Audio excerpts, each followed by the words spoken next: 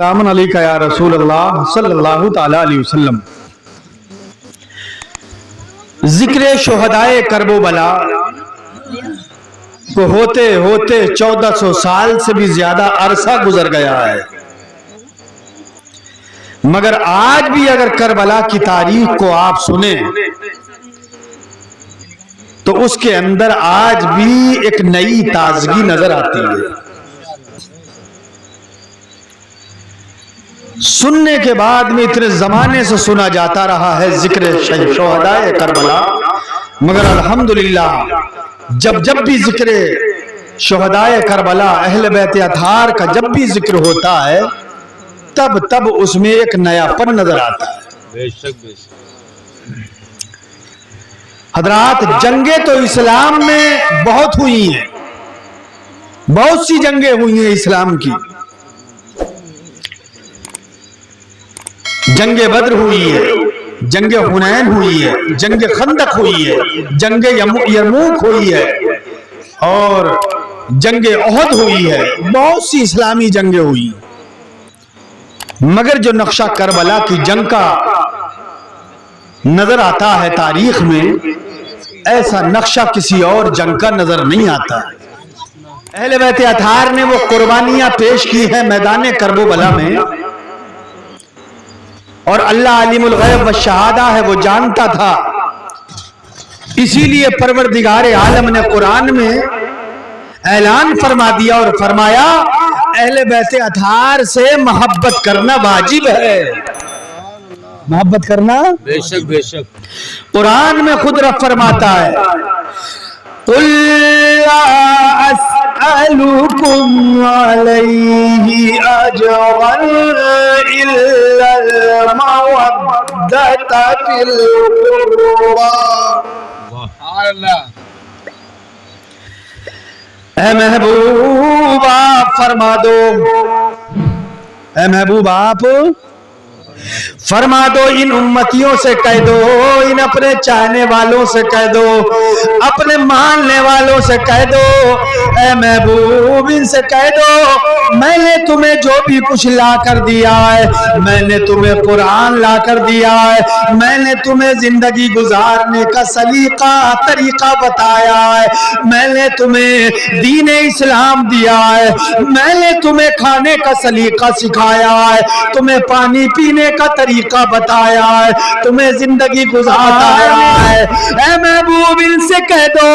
جو بھی کچھ میں نے تمہیں لا کر دیا ہے، میں اس پر تم سے کوئی بھی اجرت، کوئی بھی ٹیکس وصول نہیں کر رہا ہوں، بلکہ اجرت یہ ہے، ٹیکس یہ ہے، اجرت یہ ہے کہ میں تم سے اس چیز کا بدلہ نہیں چاہتا ہوں، بدلہ یہ ہے کہ تم میرے گھر والوں سے محبت کرو۔ گھر والے کون ہیں؟ امام حسن، امام حسین،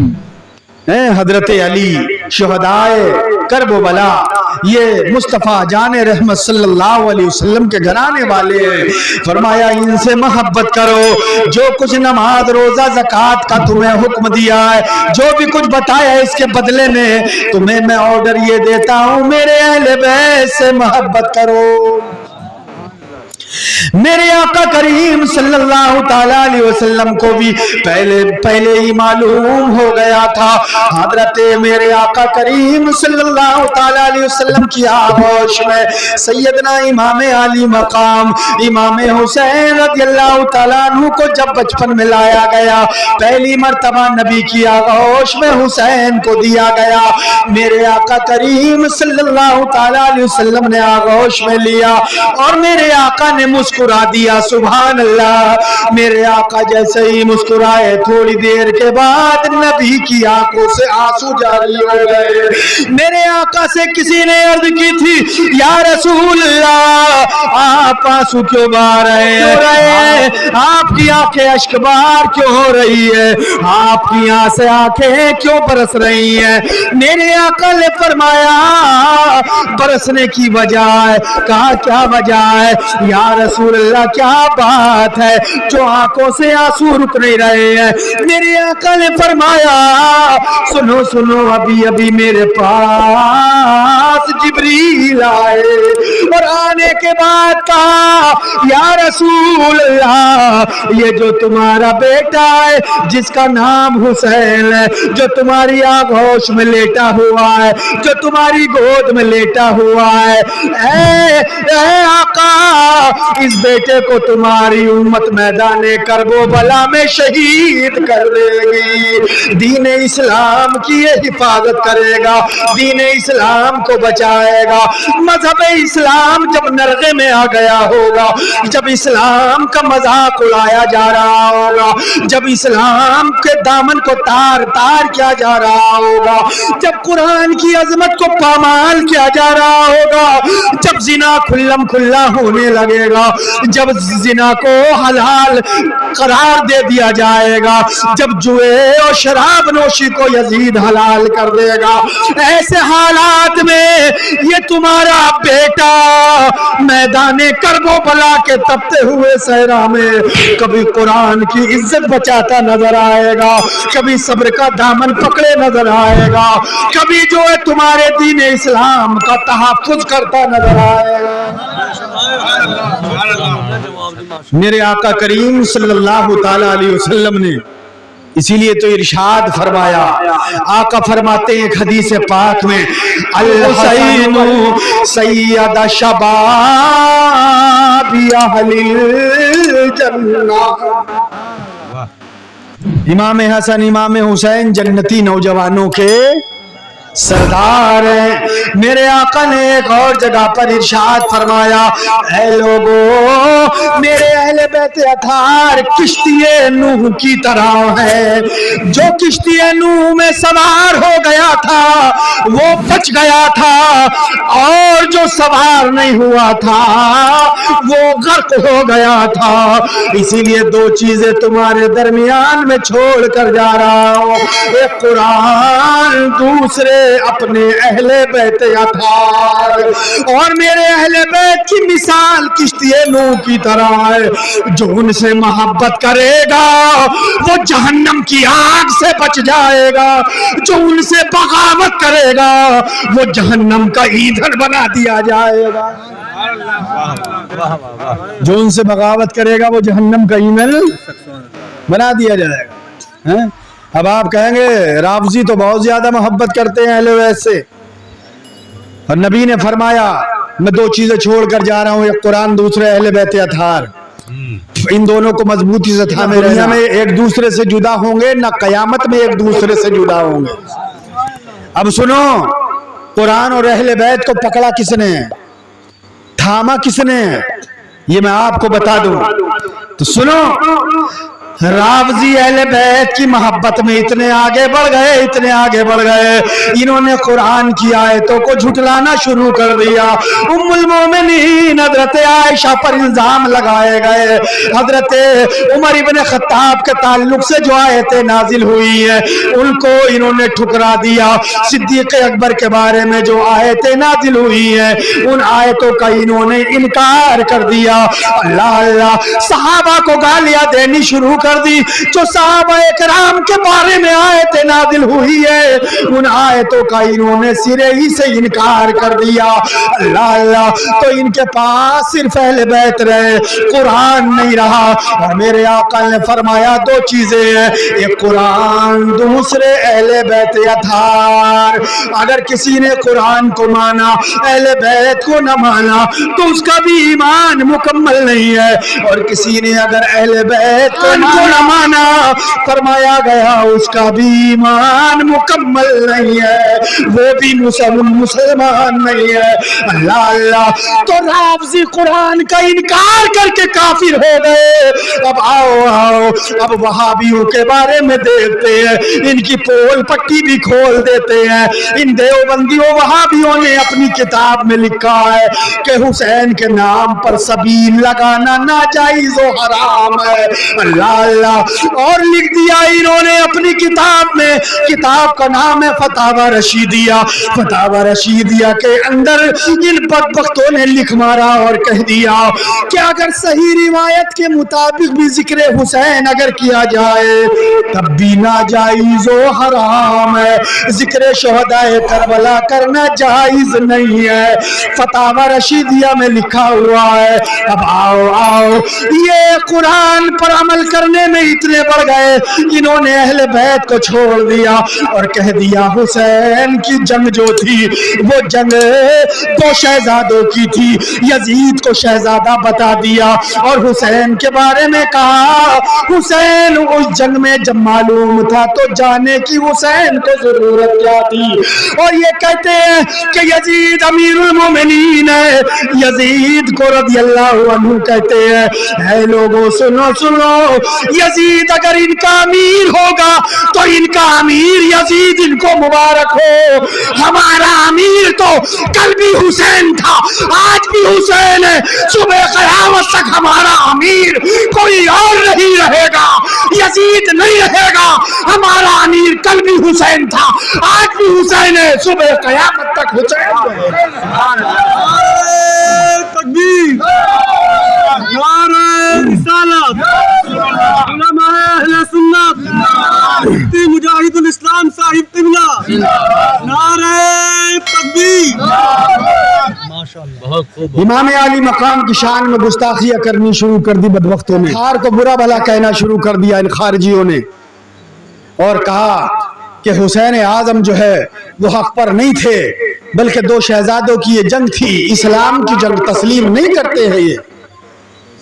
तो इन्होंने अहले बैत से बगावत की, ये अहले बैत के बागी कहलाए। और अल्हम्दुलिल्लाह हम अहले सुन्नत व जमात, हम बरेलवी मसलक वाले, हम सुन्नी सयूल अकीदा हैं। हम कुरान को भी नहीं छोड़ते, हम अहले बैत को भी नहीं छोड़ते। हम जानते हैं एक भी छूट गया तो ईमान चला जाएगा, इसलिए कुरान से भी मोहब्बत करेंगे और अहले बैत अतार से भी मोहब्बत करेंगे। न हम कुरान छोड़ेंगे न हम अहले बैत को छोड़ेंगे, हम दोनों के दामन को पकड़े रहेंगे। यही मसला के आला हजरत है, यही बरेली के अहमद रजा ने हमें सिखाया है। आला हजरत फरमाते हैं, क्या बात रजा उसे चमनिस्तान करम की, क्या बात रजा उस चमनिस्तान करम की, जहरा है कली जिसमें हुसैन और हसन फूल। कुर्बानी का ताल्लुक बेशक। इमाम आली मकाम इमाम हुसैन रज़ियल्लाहु ताला अन्हु बहुत खूब, बहुत खूब। के बारे में ये गलत अकीदा लोग रखते हैं। सुनो गौर से, इनसे जब भी बात करो वहाबियों तो कहते बस नमाज पढ़ो और कुछ नहीं। भाई नमाज पढ़ना फर्ज है, पढ़नी चाहिए, तमाम फराइज में अहम फर्ज है। मगर कोई अगर यह है कि सिर्फ नमाज पढ़ने से कि जन्नत मिल जाएगी, तो ये जहन में उसके फतूर है। सिर्फ नमाज से जन्नत नहीं मिल सकती। जुमले पर गौर करें, सिर्फ नमाज पढ़ने से जन्नत, वरना अगर जन्नत नमाज पढ़ने से, सिर्फ नमाज पढ़ने से जन्नत मिल जाए तो मैदान करबला के नक्शे को मुलाहिदा फरमा लो, मैदान करबला के नक्शे को देख लो। इब्ने जियाद का लश्कर भी नमाज पढ़ रहा था, हुसैन का लश्कर भी नमाज पढ़ रहा था, शिमर भी नमाज पढ़ रहा था और इमाम आली मकाम का लश्कर भी नमाज पढ़ रहा था। उधर भी वुजू हो रही थी, इधर भी वुजू हो रहा था, उधर भी कुरान पढ़ा जा रहा था, इधर भी कुरान पढ़ा जा रहा था, उधर भी सजदे हो रहे थे, इधर भी सजदे हो रहे थे। मालूम ये हुआ कि मैदान करबला में इब्ने जियाद की फौज हक पर नहीं थी, حسین حق پر تھے، اسی لیے تو میدان کربلا میں ان کی یزیدیوں کی نمازوں کو نہیں دیکھا جائے گا، بلکہ نمازوں کے ساتھ ساتھ حسین اعظم کے صبر عظیم کو بھی دیکھا جائے گا، حسین کے صبر کو دیکھا جائے گا۔ یزیدیوں کے ساتھ صبر نہیں تھا، کربلا میں حسین کے ساتھ صبر تھا۔ بے شک بہت خوب بہت خوب کربلا میں حسین کے ساتھ صبر میدان کربلا کی سرزمین ہے، تپتا ہوا صحرا ہے، شیطان آ گیا تپتے ہوئے صحرا میں امام علی مقام رضی اللہ تعالیٰ عنہ اپنے جانثاروں کے ساتھ پہنچ گئے۔ بے شک ایک کربلا میں پہنچے، کربلا کے تپتے ہوئے صحرا میں حسین نے جا کر کے خیمے گڑوانے، فرمایا یہیں پر خیمے لگا دو، بے شک یہی ہمارے خیمے گاڑنے کی جگہ ہے، یہی ہمارے رکنے کی جگہ ہے۔ سیدنا امام حسین رضی اللہ تعالیٰ عنہ کے لشکر کو ہر چاروں طرف سے گھیرے ہوئے، جہاں بھی حسین کا لشکر جاتا ہے وہیں پر بے شک آخرکار امام نے وہاں خیمے گاڑ دیے۔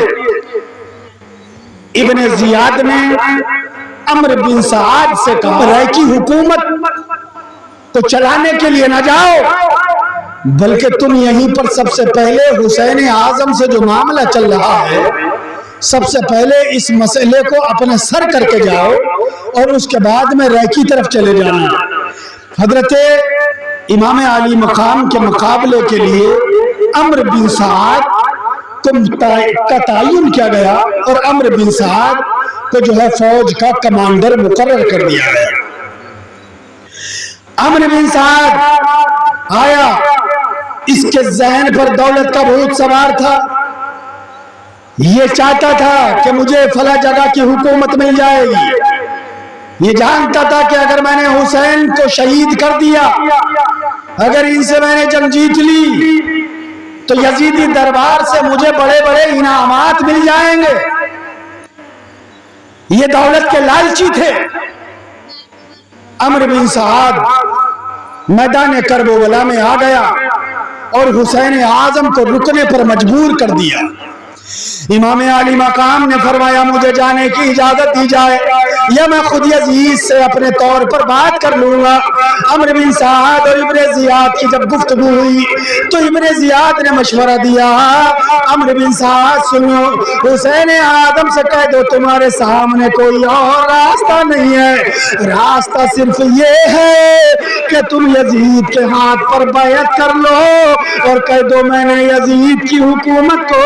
یزید کو امیر المؤمنین تسلیم کر لیا ہے۔ اللہ حسین نے فرمایا یہ معاملہ میرے اور یزید کے اوپر رہنے دو، اس لیے سنو